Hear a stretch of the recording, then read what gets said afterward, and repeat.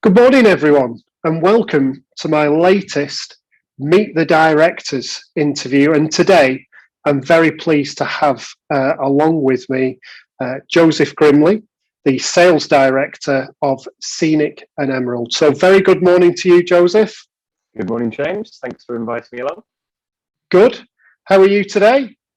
Very well, thank you. Bit rainy outside, but doesn't grumble really. Right. Okay. Good. Well, shall we? We've known each other for a number of years now, Joseph. We were just talking, weren't we? You know, it's been a few years since we met each other, and we've worked together pretty productively. It's fair to say in the past, and you know, things are going pretty well between Panache, Scenic, and Emerald too. So, do you want to just give us a little bit of an overview about Scenic that we're talking about today, both River and Scenic Eclipse, which is an absolutely unbelievable product. I really do love talking about Scenic Eclipse, those two helicopters and submarines. Anyway, I'm going to take over things here. So I'm going to hand over to you, mate, and let's just talk a little bit about the product itself. You know, give us a little bit of an overview. Sure. Well, Scenic's been around for over 35 years. It started off in Australia by a chap called Glenn Moroney. He was very, very innovative. He was one of these people that just saw something new and went with it. In fact, back in the day, Scenic was the first company to introduce two doors on coaches. So, you know, these days you just assume that there's a door at the front and a door in the middle. Just makes it easier for the passengers getting on and off. He sort of started doing tours around Australia for Australians, and then the Australians wanted to go further afield. So we started off tours in Canada, then we branched out all over the world, and then started dabbling with things that float. So Glenn decided to charter some ships on some of the most iconic rivers in Europe and started some river cruising, and it took off really, really well. So it was a great concept, you know, gliding along rivers, going through the heart of the towns. But he wasn't too happy with the hardware. So Glenn, being Glenn, decided to build some brand new ships. So he built a fleet of Scenic, called them spaceships because the real sort of feeling of space on board.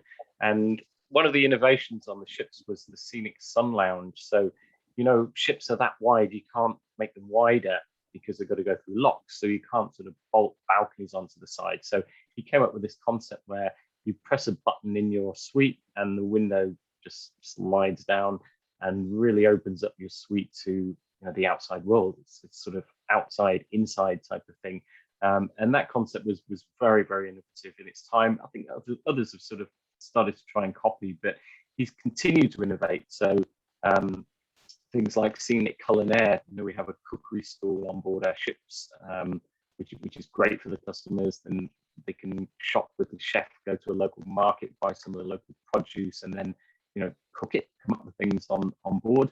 We have salt therapy lounges on board because everybody's kind of really aware of mindfulness and well-being. So that's just a really nice other innovation. And we've become a global business. So, you know, we sell all over the world. We have offices in the States, in Canada, in Australia, in the UK. And Glenn is still very, very much at the helm. And I think for me, that's a really important thing, because when you travel with Scenic, you're not just a number. You're not just a passenger name on a ship. You are guests of Glenn and Scenic, and Glenn puts his name to everything that he does, and he's still very, very much looking at innovating.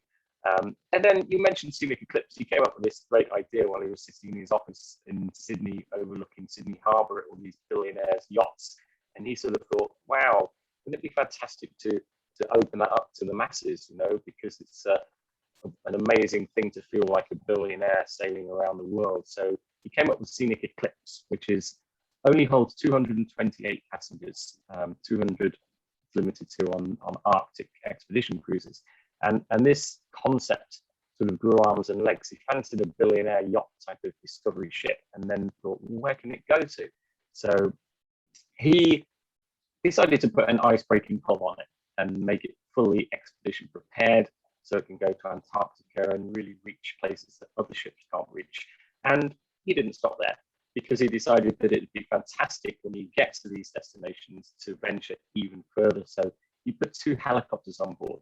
So when you're in these amazing destinations, you can fly over as well as being on the sea, and then also you can go beneath the sea because you put a submarine on board as well. So it's an amazing submarine. So yeah, innovation is very, very much at the heart of Scenic, and it's what's sort of kept us, as a market leader in river cruising and now yacht cruising as well. Great, and innovation. You mentioned, Joseph, but ultra luxury as well. I think that's a term I'd associate with Scenic, both on the river and with Scenic Eclipse as well, and fantastic service. But the innovation does definitely stand out. Scenic Eclipse does stand out as something completely different as well, and it's become a very popular choice as well with customers. So thanks for sharing some of those product details. Really appreciate it. Obviously, it would be remiss of us to not talk about COVID and where we are today in the cruising world, as we start to cope with COVID. And what would you say Scenic's done to approach cruising's restart? Where are you guys with that? Well, I think, we haven't rushed to start resuming operations because we wanted to make sure that we get it right, the health and the safety of not just the guests on board, but also our crew. They're part of the Scenic family. We wanted to make sure that everybody was safe. We didn't want to go off half-cocked and have any issues. So we've been working behind the scenes tirelessly with CLIA, Cruise Line International Association. We've been holding regular calls with them and with our counterparts as well, with other river cruise companies, with other ocean cruise companies, just to make sure that we can follow all of the protocols in place by the local authorities, but then exceed it, because we've never just wanted to do what's required. We always like to do a little bit more. So we've introduced various new protocols: enhanced cleaning service, socially aware dining, testing. We resumed our river operations back at the end of July on the Douro, and we make sure people are tested before. You can't go on board unless you're double vaccinated, because our customers felt that was really important. They've got themselves vaccinated. They're desperate to travel. They want that peace of mind that they're traveling with fellow vaccinated guests on board. You wear masks when you're walking about the ship, but then once you're sitting down in the restaurant, you can take your mask off. We limit the table sizes to a maximum of 4. And we're just, as well as being, ticking the boxes that we have to tick, we're just being very, very careful and mindful and sensible. And guess what? Things are going really, really well. The feedback that we've had from people coming on the Douro over the last few weeks has been phenomenal. And this crew are just so happy to be back, delivering wonder to the guests. The guests are just relieved, basically, to be back on holiday. I've not had a holiday for 18 months, and I'm desperate to go back on a cruise. I'm a bit busy at the moment, but I will get on fairly soon, and I can't wait. I dream about it, but these customers are actually now, they're experiencing it and they're having a great time, and it's great to be back, in a safe way.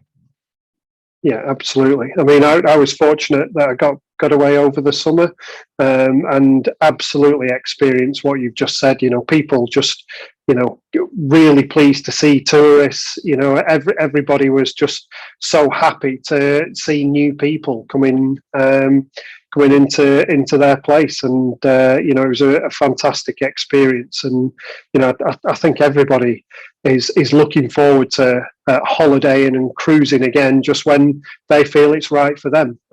But your restart to cruising is, you're doing it the right way, aren't you? Cautiously, putting customers and cruise safety first, but obviously as well, making sure that enjoyment factor is top priority too.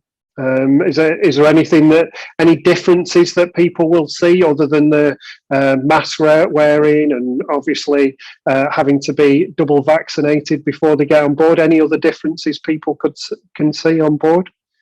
Not really. I think the only thing is, the introduction of the testing on board. So before you disembark, a couple of days before you have a PCR test, we arrange that all. There's health and safety briefings. But in terms of cleaning, you know from your experience in the cruise industry, every time you walk around a cruise ship, you see somebody with a cloth and a spray, don't you? They keep these things absolutely immaculate, and the sprays have disinfectants in them as well as cleaning products. So that's something that's not different. We're very, very used to seeing that. So not really. I say the masks, but then I guess we've got used to seeing and wearing masks at home, haven't we? So I don't think it's a huge difference. And you're sitting up on deck, gliding along the River Douro, looking at lovely vineyards and everything. You're not wearing your mask when you're doing that. So not massively different, really. No. Cool. And in terms of new and exciting itineraries that you've got on sale, I think you're similar to other cruise lines where you're bringing product on sale earlier than you've perhaps done before. Anything particularly to look forward to there? Well, yeah, like you say, we are bringing things on board earlier. We normally release our sort of following year cruises in kind of December, but we launched 2023 already, literally a couple of weeks ago. In terms of new cruises on the rivers, we've got a 4-night taster cruise on Scenic, which is the Imperial Taste of Europe. I think this is a brilliant way of just experiencing a river cruise without committing to doing a full week. I've spoken to loads of people in the past who are maybe ocean cruisers, and they've always been tempted by a river cruise, but they're not really 100% sure. But I recommend you go for one of those, because it's a fab way of testing the water, no cruise pun intended, and getting into river cruising. And I think you will really find when you go on the rivers that all the best bits of ocean cruising, you unpack once, you see somewhere new every day, the food is great. On Scenic, you're totally spoiled because it is ultra all inclusive. You leave your wallet in the cabin and you don't take it with you. All of your drinks, all of your food. There's even a butler service for every single category of suite. It's not reserved just for the top suites. Everybody on board a Scenic spaceship has their own butler at their beck and call. So, pick up the phone in the morning, cup of coffee, cappuccino, frappuccino, mochaccino, whatever cappuccino you desire will be brought to your suite. Knock on the door, your butler's there. And it's great. What I love about Scenic is the butler's not sort of holding the hand out, that awkward, embarrassing silence when they're waiting for a tip. Now, their tips are all taken care of. So even when you're ashore as well. So when you go on excursions, you don't have to tip the local guides, you don't have to tip the bus drivers, etc. In terms of ocean, exciting new itineraries. Well, we're doing some Russia itineraries on Scenic Eclipse, which are Russia's Far East, which is great. We're doing Japan, which is brilliant, and going back to Antarctica. I keep mentioning Antarctica, but Scenic Eclipse, if you're going to do Antarctica, I think it's the ultimate way of doing Antarctica, because not only have you got all of the scenery that you would expect in Antarctica, but when you retire back to the ship after exploring, you're in absolute 6-star luxury.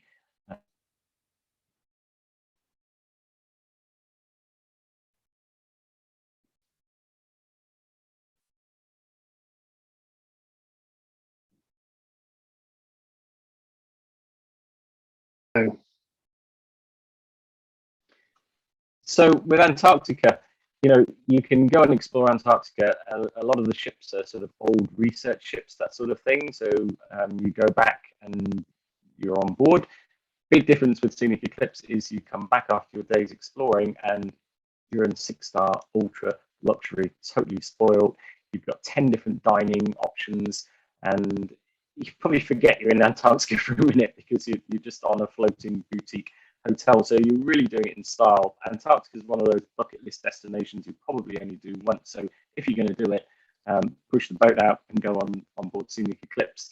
What you'll also find with Scenic Eclipse, because it's so, when you look at the pictures, when you look at the images, you can see how stylish, how innovative it is. It's really created a huge stir in the world of cruising, and especially yacht cruising and expedition cruising. So as a result, we've managed to attract all of the top people in their field. So all the microbiologists, the ornithologists, the wildlife team, the discovery team, they all want to come and work on Scenic Eclipse. So we've got an amazing discovery team that are just waiting to tell you all about the wildlife and the scenery that you're exploring, the archaeology, etc. on board. So it really is a phenomenal product. So summer in Japan, winter in Antarctica, on Scenic Eclipse with 2 helicopters and a submarine, that superb 6-star service and cuisine to die for. It doesn't sound too bad, that, does it, Joseph? It sounds pretty good to me. It's an amazing thing. I've worked in cruising over 30 years, and I've never been on a vessel like Scenic Eclipse. I was lucky enough to go out on the christening ceremony in New York, where Dame Helen Mirren smashed the bottle. I did a little 4-night cruise and was just blown away. I think if you love cruising, you will love Scenic Eclipse. But if you're not thinking of cruising, then you'll still love Scenic Eclipse because it's so different. It's really stylish and really innovative and just it's got that wow factor. It really is. Wow. Okay. Yeah. No. Thanks for going through that. It's sounds amazing. So obviously we're negotiating with COVID at the moment, aren't we? And transiting from not cruising to cruising. Some people have started cruising, some people haven't started cruising. A number of customers are still a little bit anxious about booking that first cruise in this sort of living with COVID era that we're in at the moment. What would you say? What are the reasons why someone should absolutely book now? What would you say they are? Great question. A few reasons really. I think one of them is I've never seen such good deals in all the years I've worked in cruising. You know, the deals are phenomenal. You can get some fantastic prices. You know, get the cruise that you want. Also, I think if you don't book soon, then you will run the risk of there being a capacity issue because, you know, let's face it, people haven't been able to go in 2020. So they haven't been able to go in 2021, a lot of them. So they've all sort of shifted their cruises into 2022. So 2022 is already becoming, you know, very busy. That's one of the reasons we launched 2023. And you can imagine, I mean, I don't know because I don't have a crystal ball, but you can imagine if the cruises are all selling out, that's going to have an impact on prices. So these offers that you see at the moment won't go on forever. It's an amazing opportunity to bag yourself a great price cruise. And then also, of course, you know it's there, it's in the bank, it's ready, it's something to look forward to. So when you're having a bad day, weather's not great or whatever, you can think, oh yeah, I've got that cruise booked and it's secured. You won't miss out and you get the cabin or suite grade that you want on the itinerary that you want and look something to look forward to because we all need something to look forward to at the moment, don't we, James? There's absolutely nothing better than having a couple of holidays in the bag ready to look forward to, whether it's in 3, 6, 12 months time. You just think of where you're going to be and it always comes around pretty quick as well, doesn't it? So Joseph, it's been a pleasure as always talking to you. Thank you very much for giving up your time and I look forward to catching up with you soon. Thanks again. Thank you very much. Hopefully in person over a beer or something. Absolutely, that'd be great. Yeah, thanks very much, James. All the best. Cheers. Cheers, Joseph. Bye. Bye.